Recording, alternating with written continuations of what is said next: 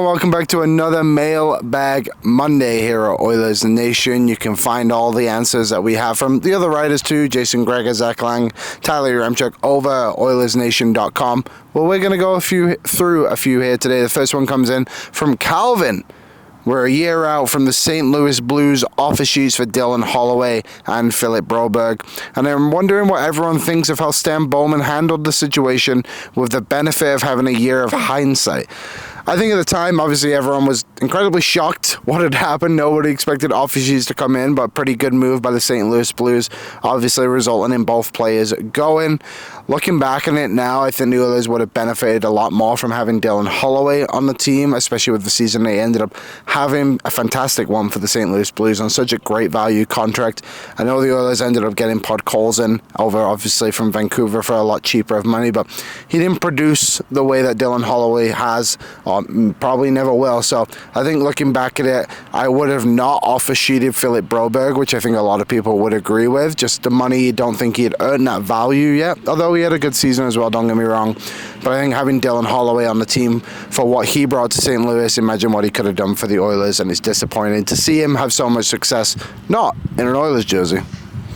Next one comes in from Cliff. They're asking, assuming this is a roster the Oilers start the season with, did Stan Bowman do enough to keep Edmonton as a contender for the Stanley Cup?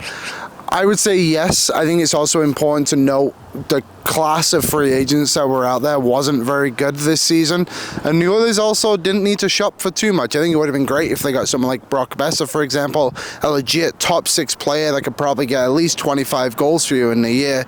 They took a couple of shots with someone like Isaac Howard. We'll see what he becomes, and also Andrew Mangiapane. Can he take that step back in his career where he was once a 30 goal scorer for the Calgary Flames? Even again, 20 goals is probably a great season for Mangiapane too. But also one thing to note, the Oilers don't need to be great right now. They need to be great post-trade deadline. Like, that's the most important part. What do they do at the trade deadline? How does this team improve them? For now, they're more than capable of being a dominant team in the Western Conference throughout the regular season, or at least a very, very good team. I wouldn't worry about them not making the playoffs or anything like that. Final question comes in from Mark, and this is a long one.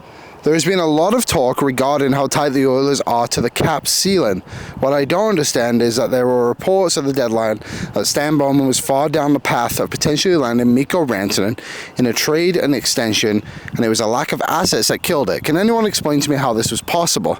I think the way to explain this was the lack of assets weren't necessarily what the Oilers didn't have, is what they didn't want to give up. Carolina supposedly wanted Evan Bouchard, who the Oilers evidently didn't want to give up. And I think another way to look at this too is, what moves did they make after that decision of not being able to acquire Mikko Rantanen happened? You look at it, Trent Frederick wouldn't be here. That means you don't sign him. They don't sign Andrew Mangiapane. There's even the side of guys like David Tomasek, Kasperi Kapanen. There's quite a few bucks in there that you could shed off the cap. Rantanen obviously signing for $12 million. I know it seems like a really complicated process. I think the way to look at it is, you shed that side of the money, you sign cheaper deals like they did with a Curtis Lazar. You could still probably get a guy like Ike Howard on the team as well if you wanted to. You would also have Matthew Savoy. I think Noah Philp would be more of a lock of the team in that way, but I don't think it was as much of a stretch as people were making it out to be. And also too, when you get a player like that of the caliber of Mikko Rantanen, it's just something you figure out along the way and you get done one way or another. The Oilers were very close. They just didn't want to get rid of Evan Bouchard. So wrap on this edition of the Mailbag Monday. You can read the rest of the answers, like we said, over on OilersNation.com. You can email us at bagmilk@bettercollective.com if you want to submit a question. Thanks for watching. Please consider subscribing and liking the video.